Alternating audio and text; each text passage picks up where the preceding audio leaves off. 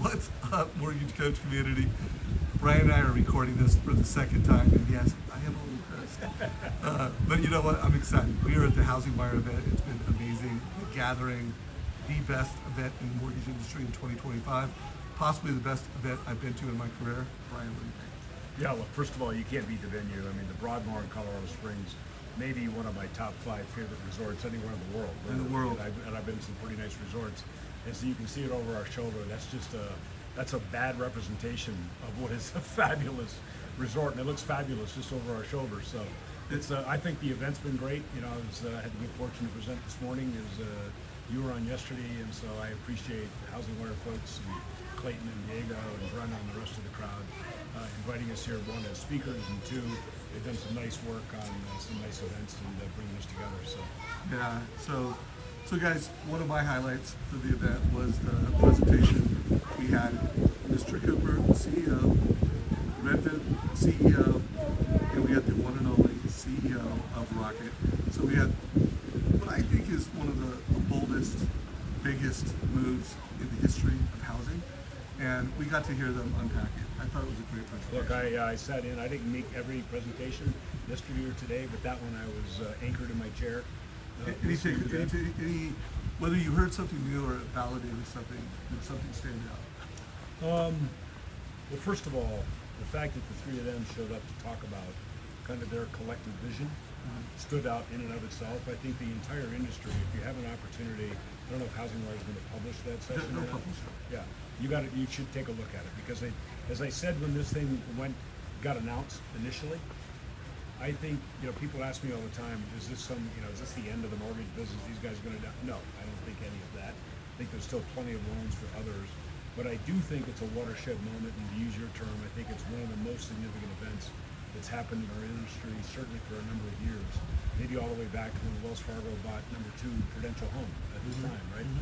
And but I think the difference here is I think they have a real collective view of the future. They have some really smart folks in all 3 of those organizations that collectively, I've said this before, I think it's going to be subject to execution, meaning there's a lot of promise built in that. 1 in 6 mortgages in America is in that group. I think it's maybe more than 1 in 6 when they start looking at all the data they have. Well, and they're going to grow. And they're going to grow. It's gonna And I wouldn't be surprised to see them go out, and this is just my view, go out and acquire another servicer at some point, Absolutely. right, in the process.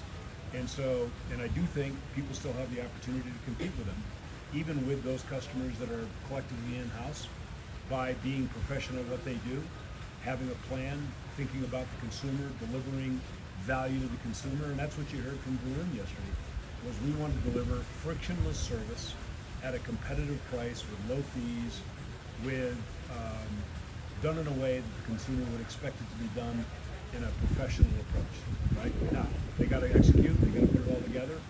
I have a lot of faith in Jay. I know Jay Bray pretty well. They got a lot of smart folks across those 3 organizations.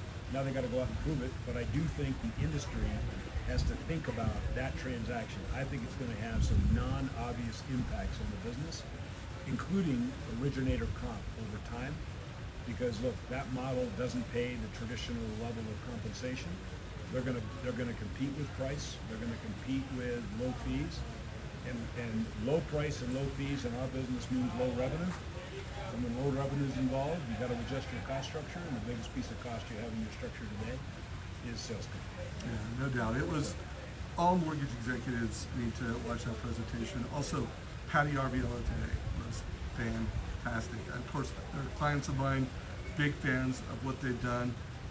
But just did a great job of hearing a great independent mortgage banker talk about, we have vision, we can execute, and so another presentation. I was networking, meeting with people, having meetings, but the stage was amazing, the content was amazing, leadership is strong in the mortgage industry. I would agree with Anything that. else you want to call out? Yeah, look, I think just listening to the presentations today and yesterday, and just talking to people at the event, which is really, as much as any of the value I get at coming to one of these events, is talking to CEOs and others in the industry that show up here. There's been numerous chances to network with those folks. One of the things that I take away from this conference is that I think people thought about 2025 as somehow was going to be a makeup year, right? Late 24. Rates had come down prior to that first move by the Fed. And people are thinking, man, 2025, we're going to have a little refi boomlet. Everybody's going to get healthy again. It's going to be great. And it has not proven out to be that, right? It's proven out to be, I think we'll be lucky to have as good of a year, and that's a foolish way to say it, as we had in 24. I think it's going to struggle to meet 24. I have promised in the second half of this year, if you're running a P&L, that's hard because loans that you take by September, October, the cash aspect of those likely show up in 26, right in the process. So the year is running out, is my point. And I think we might be looking at more of the normal now than maybe what people are hoping to get back to. Again, I do think there's an opportunity for better rates, but not market changing better rates over the second half of this year. And if you want to get a little of the bearish side of my view, I think there's a 30, maybe plus % chance that rates are actually higher in the second half of this year. So part of that is preparing for either scenario. If you're a true pro, whether you're a branch manager or CEO, head of production, or an originator, how are you preparing to be able to deal with both of those potential outcomes, still be effective for your customers, still be effective in your market, and hopefully grow your business? So if that's said, and you need to not survive, but literally thrive in this market, one of the things that I think everybody needs to obsess on is credit reports. And why I think you need to obsess over that is because, one, the costs have gone up. I mean, nothing has increased in cost more from last year than this year than credit reports. So you really, as a lender, have an opportunity to raise the standards of what gets done when a credit report is run. I'm going to go through a quick list of things that I think, just for masterminding I'm doing. I did a mastermind with a bunch of executives in Nashville last week. They told me that the average cost of a credit report was like 7-8%. Previously, basis points, right. 7 to 8 basis points. Previously, it was in the 3 area. So what should you do every time you run a credit report? First of all, you made a good point when we were talking earlier. Make sure that you know what the pain is with the consumer. By the way, we recorded it the first time. I missed it. Brian called it out. So just want to make sure I give credit where credit is due. Yeah, exactly. Look, we had a little audio issue the first time we went through this, but look, let me just put a little perspective on that 7 or 8 basis points versus 3. We know that in the fourth quarter, the average IMB made 17. So the increase from 3 to 8 is 5 basis points. Could have been 30% of the bottom line. Yeah. Just on that one line item. Yeah. Just on that one line item, right? Yeah. And if you don't know what your conversion rate is, you don't really know what the true impact of cost of credit reports are. And I see originators all the time like hitting the credit bureau button over and over again as if it's like free money.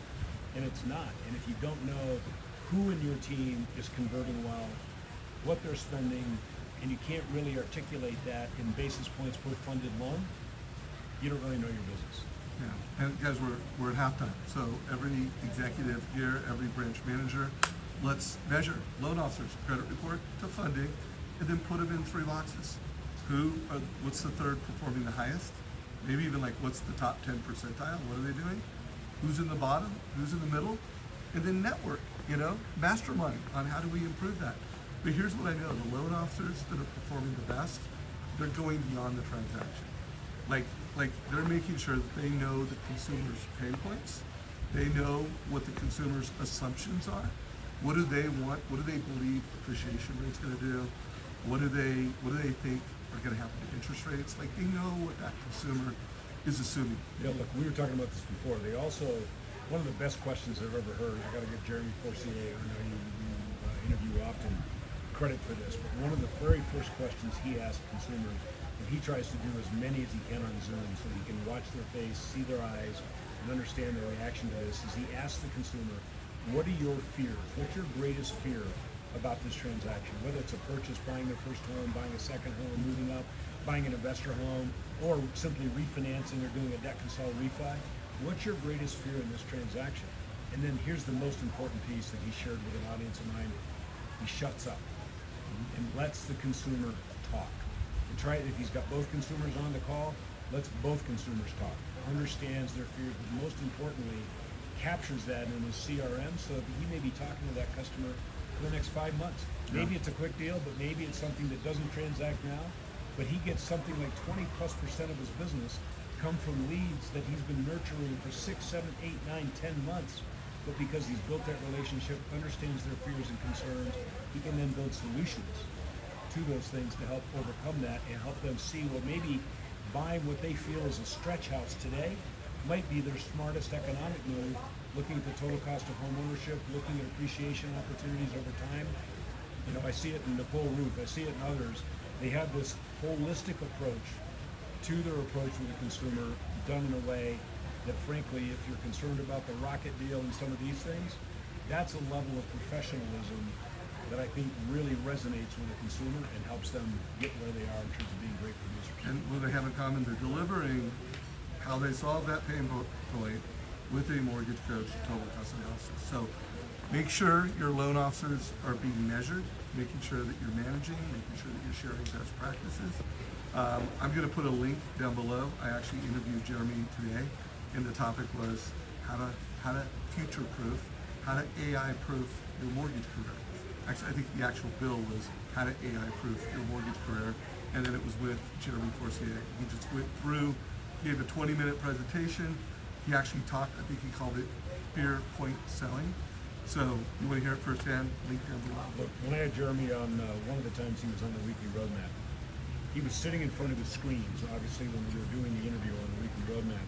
And I just asked him, I said, Jeremy, what is, it might have been the time I had you on with him, and you were kind of walking him through it. The first time. Exactly. We asked him, what's your conversion rate? He looked to the right on screen and nailed it to the 10th of a basis point. It's like 41.2, but by the way, that's down a couple of percentage points over the last couple of months, and I've been kind of tracking that.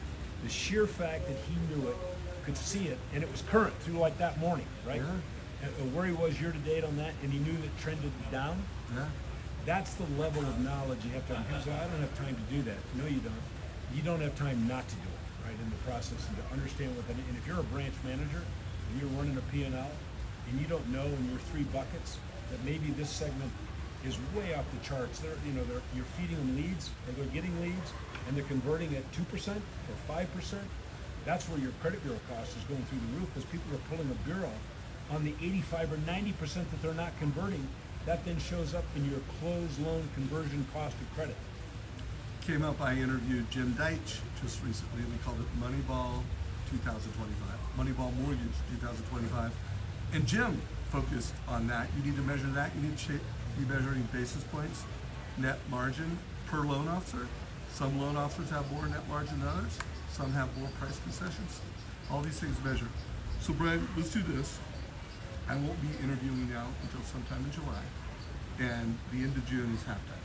Right. And games are won and lost based on, first half matters, second half matters most. And how you adjust from what you learned in the first half to how you adjust your approach and Exactly. plays in the second half. Exactly. So halftime, coach, let him have it. So a couple things. One is doing that self-audit. I'm a believer in self-audit and self-assessment, right? When I ran companies, branches, when I was an originator or whatever, I always wrote out my annual goals. And along the way, I tried to do it monthly, but obviously, halftime, first half of the year, how are you doing against what you would hope to accomplish this year? And secondly, what are you doing to self-educate? So one of the things we're going to do on the weekly roadmap, at the last call in June, 9 a.m. Pacific every Friday morning, we're going to have Mike Frazzantoni, the chief economist from the MBA. Now, Mike's the man. yeah, is he going to give you real specific tactics about running your business? No. What he's going to give you is an overview of what he expects in the second half of the year in terms of rates, volume, the number of transactions that are going to get done. And he's going to give us a peek into what his view of early 26 is going to be, right? And so part of this, you can't control rates, you can't control the total size of the market, you can't control changes that are going to come out of this administration. What we can do is control how you self-educate, how you make yourself knowledgeable, how do you make yourself a better professional for your customers and referral partners, and how to help them on a go-forward basis. And that's something that even in these big transactions that are out there, and people are nervous about the rocket deal and that kind of thing, and by the way, I think people should be nervous, and that motivation should be, how do I outperform those large organizations with my customer, with my referral sources, to be better for them and help them along their journey. Guys, in my halftime talk is self-assess, but if you're a manager, measure. Make sure you know what that is, and then always be mastermind. I'm currently writing a book called Know Your Code, and part of my code is always be masterminding. And all the best are always masterminding. I mean, Brian and I are here. We're masterminding right now. Look, And we're doing it in a one-to-many way. By the way, do that. Create some content with your local realtors. One thing for sure, if you're going to rocket-proof your business, you need to own your database, and you need to own your local market. You need to own your zip code or some type of local proximity. So always be masterminding, but measure. Yeah, look, I was just going to add, look, and I'm always cautious about the concept of rocket proof. I think it's really about leveling up your business, right? Taking it to the next level, because I don't think rocket is going to be I don't think it's going to be the only transaction like it that's going to be announced over the next year. I think there are other transactions that are similar that could be market impacting, material impacts to the business. So now the question becomes, how do you level up or take your game up to the next level to take on all competitors that are coming at you in that process? And I don't think you have to be a branch manager to do that. I'm a believer that originators have to understand they're the CEO of their business. And when you talk to great ones, really prolific originators, they have accepted that as a religion a long time ago, right? Whatever company I'm working for, whoever my boss is, great if they help me, great if they help make me better, but I have to take the responsibility of making myself as professional as I can be, both for my clients, my referral sources, and all the folks around me on my team. So, and I want to be clear, when I say rocket-proof, so if you are a local referral-based mortgage professional, Rocket is not your biggest competition. You know who it is? In your local market, the people I interviewed at Daniel Sanas, Jeremy Forcides, they are upgrading. To your point, that is your competition. And at the end of the day, and I call them the critical few. Like there's these people that they are just the critical few, and then there is the meaningless many. You do not want to be in the meaningless many. And what is happening is that group is becoming bigger. The top producers are doing more volume because they're upgrading. So it is upgrade time. I was just going to say, I'm just going to add to your greatest competitions list, yourselves. Well, by the way, that is your single greatest competition. Yourself, right? Are you willing? I have a plaque in my office at home that I've had hanging over the door of my office since I was a branch manager and a little bit a long time ago. Okay, I don't even give the year, but in it there's a great saying. It's actually the song of the title of a great blues song, which is everybody wants to go to heaven, nobody wants to die. And the moral of that quote is everybody wants things in life. What price are you willing to pay to obtain it? Right? So when you say to me, I don't have time to measure my business, I don't have time to measure proven approaches and best practice scripts to help drive greater conversion of the leads you already have. I'm a believer. You want to make more money in this business, convert more of the leads you already have before you start spending money and going out and finding more leads, right? I'm a believer in growing the top of your funnel, but once you capture that lead opportunity in your funnel, what is your strategy to improve your approach to doing better with the leads you already have in that process? And there are many ways to do it. Are you willing to pay the price to make yourself better? And part of that is a self-assessment of yourself. How good are you at lead conversion? And if you don't measure, you don't know. Yeah, and you need to be able to compare it to your peers. So everyone, make sure you follow this man on LinkedIn. He is pure value on LinkedIn, posting, it seems like daily, but multiple times per week. Make sure you follow him. Make sure you learn about the weekly roadmap.